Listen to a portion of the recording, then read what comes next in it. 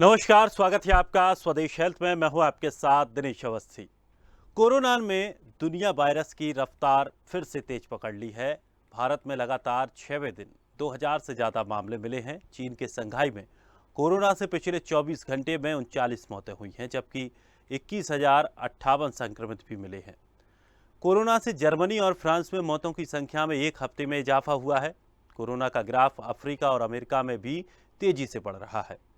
तो देश में बीते 24 घंटों में कोरोना वायरस के 2,541 नए मामले सामने आए। इसके बाद भारत में कोविड-19 के कुल मामले बढ़कर 4,30,60,086 हो गए हैं।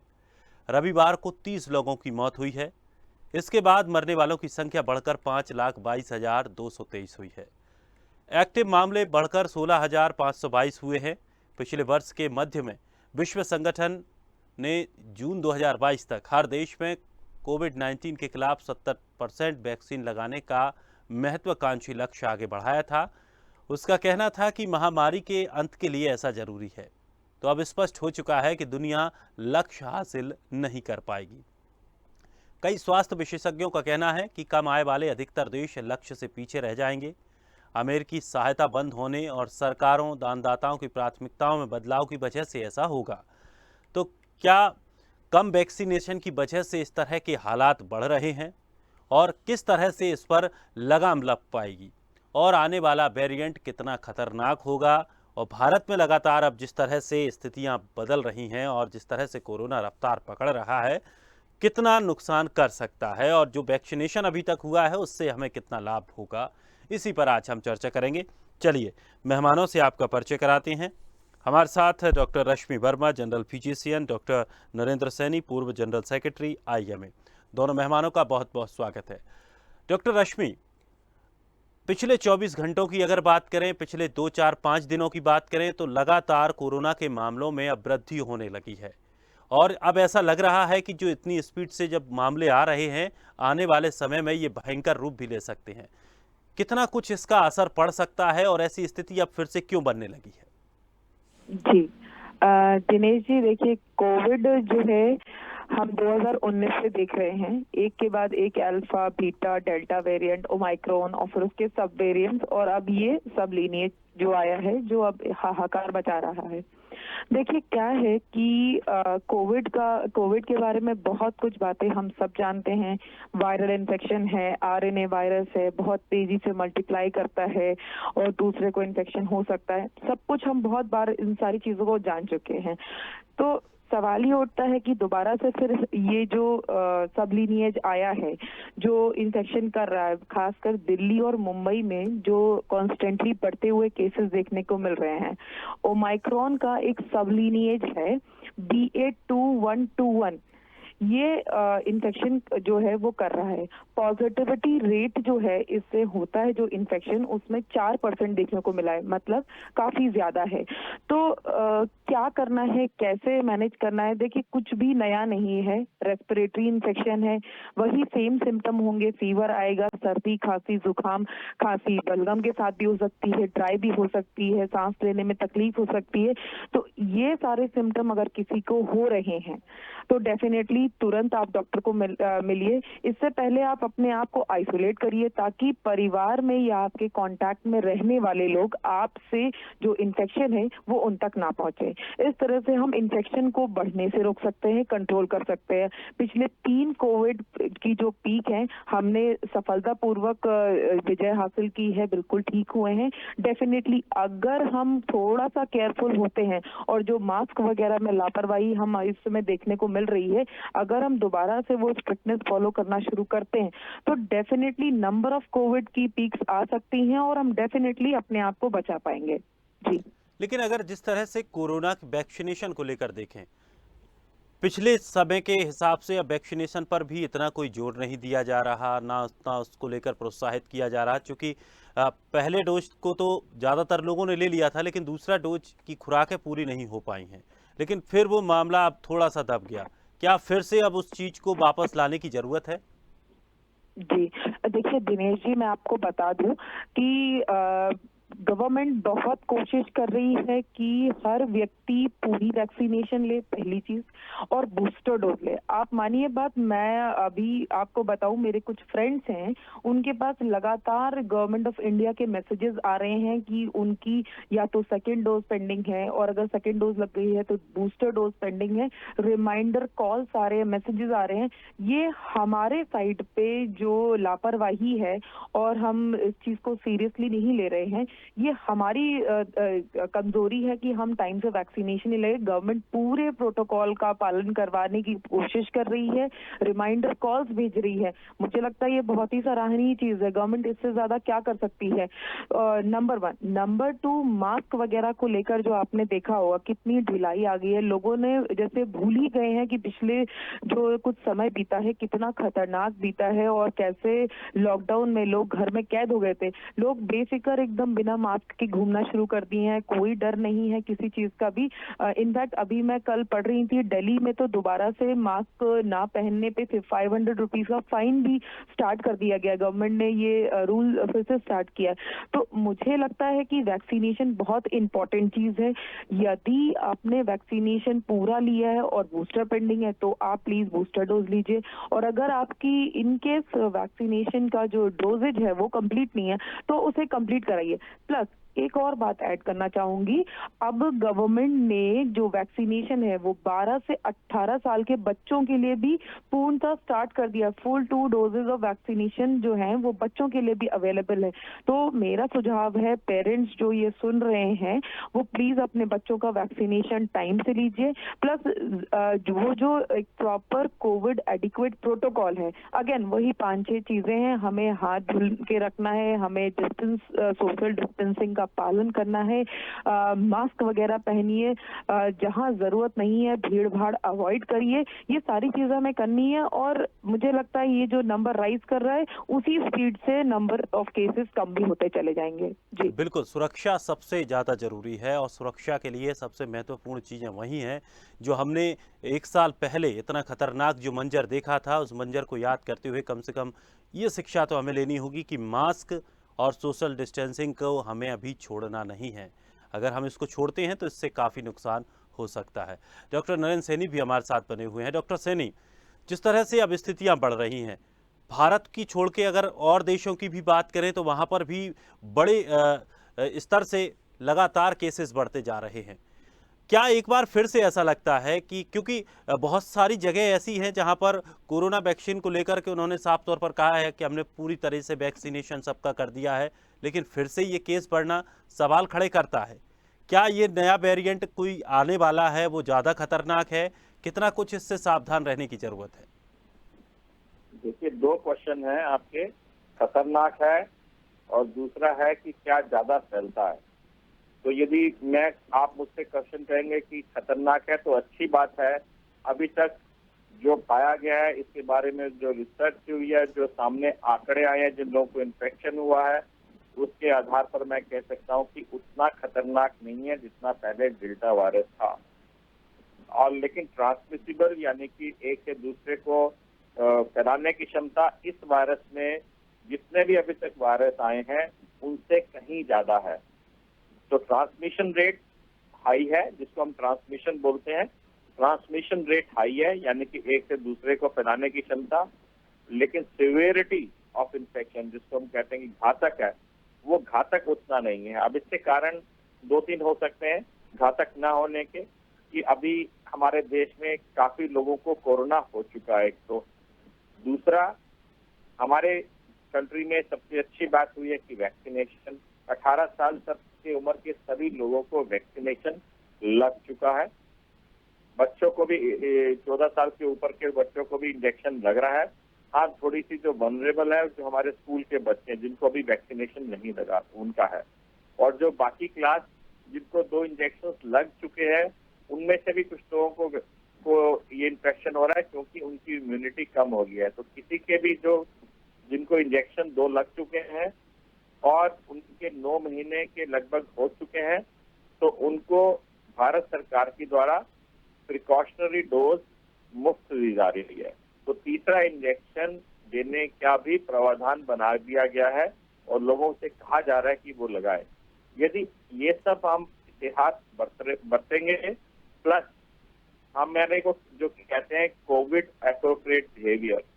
कोविड एप्रोप्रिएट बिहेवियर का मतलब होता है कि हमें डिस्टेंस मेंटेन रखना है, सोशल डिस्टेंस जिसको कहते हैं, कम से कम 3 फीट की दूरी रखें, मास्क पहनकर रखें, अपने हाथों की और अपने घर की सफाई बराबर करते रहे। यदि ये सब चीजें हम करते रहेंगे और प्रॉपर टाइम पर वैक्सीनेशन लेंगे तो इस बीमारी जो हम सोच रहे हैं कि फोर्थ वेव हो सकती है लेकिन नहीं होगी, यदि हम ये सब ध्यान रखेंगे तो। बिल्कुल, सावधानियां तो हमें रखनी ही पड़ेंगी, सावधानियों से बिल्कुल भी नहीं भागना है। लेकिन सर, एक बात और सोचने वाली बात है कि जिस तरह से गवर्नमेंट ने जिस तरह से तमाम जो प्रतिबंध लगे गए थे उन प्रतिबंधों को हटा दिया है, क्या फिर से अब वो वक्त कुछ समय के लिए फिर से वापस आएगा कि जब एक बार फिर से वो प्रतिबंध लगाने पड़ेंगे, तब जाकर के शायद लोग नियंत्रण में आएँ और इस तरह की जो लक्षण इसके जो आ रहे हैं या जो नया वेरिएंट आ रहा है उससे सुरक्षा हो पाए? देखिए, आपने बहुत अच्छा क्वेश्चन किया। पहली, दूसरी और तीसरी वेव में हमें सिखाया कि कब, कैसे और कितने प्रतिबंध लगाने हैं। कोविड एप्रोप्रिएट बिहेवियर तो हम सबके लिए ही है, जिसमें मास्क पहनना, हाथों की सफाई रखना, और आपने देखा भी होगा कि सरकार ने ये भी अब कर दिया कि मास्क आपको किसी भी पब्लिक स्पेस में जाएंगे तो आपने लगा के रखना है, जिसको हम बोलते हैं कि पब्लिक स्पेसेस में, और उसके ऊपर 500 रुपए का फाइन भी है। दूसरा होता है कि अब हमें जो पहली, दूसरी, तीसरी वेव ने सिखाया है कि आपको हर वक्त हर तरह के दिखाने की जरूरत नहीं है प्रतिबंध। कोविड ग्रेडेड रिस्पॉन्स हमारी एक एसओपी, स्टैंडर्ड ऑपरेटिव प्रोसीजर, पिछली बारी बन गया था, जिसको हम बोलते हैं कि कब क्या होगा और हमें क्या एहतियात बरतने हैं सरकार को। तो उसमें येलो जोन है, ऑरेंज जोन है, रेड जोन है, और उसके और वो आधारित है कि जब कभी भी ये डिपेंड करता है कि कितना ट्रांसमिशन रेट है वायरस का, कितने लोग उस वक्त में रोजाना हो रहे हैं, और तीसरा कि कितने हमारे ऑक्सीजन बेड वाले हैं, कितने खाली हैं। इन तीनों के आधार करके येलो, ऑरेंज और रेड ग्रेडिंग की गई है, तो उसके अनुसार प्रतिबंध भी हैं। तो अभी हम येलो ग्रेड से अभी थोड़ा नीचे है, क्योंकि अभी हमारा नो डाउट पॉजिटिव रेट बढ़ गया है, जो कि 4.48 के आसपास है।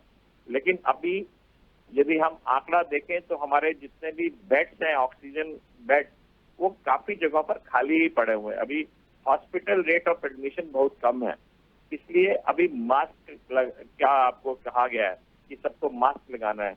लेकिन जैसे जैसे इन तीनों चीजों के आंकड़ों में बदलाव आएगा, हमारे ऑक्सीजन, हमारे बेड्स की भरने शुरू हो जाएंगे, या हमारी पॉजिटिविटी रेट बढ़ जाएगा, या ट्रांसमिशन रेट जो अभी 1000 के आसपास दिल्ली में और पूरे भारतवर्ष में अराउंड रोजाना के केसेस 2093 के 2500 के आसपास है। यदि ये रेट बढ़ जाएगा, वो आंकड़ों के हिसाब से येलो, रेड, ऑरेंज में बदला जाएगा, और उसके आधार पर और भी जो इंस्ट्रक्शंस है वो आएंगी, उसके आधार पर रुकावटें आएंगी जो हमें अपनानी होंगी, वो करेंगे। बिल्कुल, और जिस तरह से स्थितियां बनेंगी उस हिसाब से फिर नियम भी बनेंगे और उसका पालन भी सबको करना होगा। लेकिन कोशिश ये रहे कि स्थिति ऐसी ना बन पाए, और उसके लिए कोशिश हम सबको करनी होगी, हम सबको एक दूसरे को कोशिश करनी होगी, और कोशिश यही होगी कि दूरी बनाए रखनी होगी, मास्क का प्रयोग अभी भी करना है, सैनिटाइजर का इस्तेमाल करना है। ये तमाम ऐसी छोटी छोटी चीज़ें हैं जिनका अगर हम सही तरीके से पालन करते हैं तो निश्चित तौर पर स्थिति गंभीर नहीं हो पाएगी। डॉक्टर रश्मि, अगर स्थिति बिगड़ती है या इस बार जो नई लहर आने वाली है वो अगर अटैक करती है, तो हम कितने तैयार हैं, हमारा देश कितना तैयार है, हमारी स्वास्थ्य व्यवस्थाएं अब कितनी मजबूत हैं पहले की अपेक्षा? देखिए दिनेश जी, इस चीज का जवाब मैं बूस्टर डोज से स्टार्ट करूंगी। क्यों बूस्टर डोज के बारे में कहना चाहती हूँ?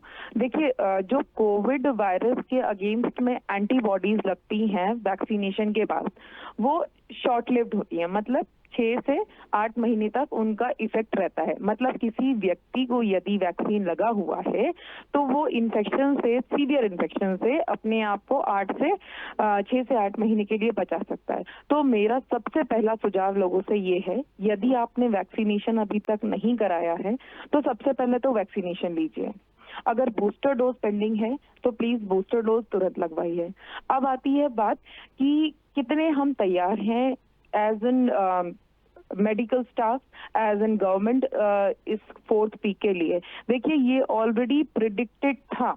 आईआईटी के रिसर्चर्स ने पहले ये प्रिडिक्ट कर रखा था कि कोविड की 4th peak somewhere in the starting June के सीजन में, जून के महीने में आएगी। तो ऐसा नहीं है कि हमें पता नहीं था कि 4th कोविड की पीक आने वाली है। तो हम बिल्कुल प्रिपेयर्ड हैं, हॉस्पिटल में बेड्स अवेलेबल हैं, सीवियर इन्फेक्शन के लिए हमारे पास NIV अवेलेबल हैं, वेंटिलेटर्स अवेलेबल हैं। इनफैक्ट अभी तो हॉस्पिटल एडमिशंस जो हैं वो ना के बराबर हैं। और हम उम्मीद करते हैं कि जैसे ओमाइक्रॉन का जनवरी में इन्फेक्शन आया था, जिसने इन्फेक्शन काफी ज्यादा हुआ था, इन्फेक्टिविटी ज्यादा थी, बट विरुलेंस मतलब सीवियर इन्फेक्शन कम लोगों को हुआ और हॉस्पिटल जाने की या एडमिट होने की जरूरत नहीं पड़ी। हम उम्मीद करके चल रहे हैं कि इस इन्फेक्शन में भी हमें हॉस्पिटल एडमिशन की उतनी जरूरत नहीं पड़ेगी। Home based isolation with total treatment लोग बिल्कुल घर पे ही रिकवर कर पाएंगे।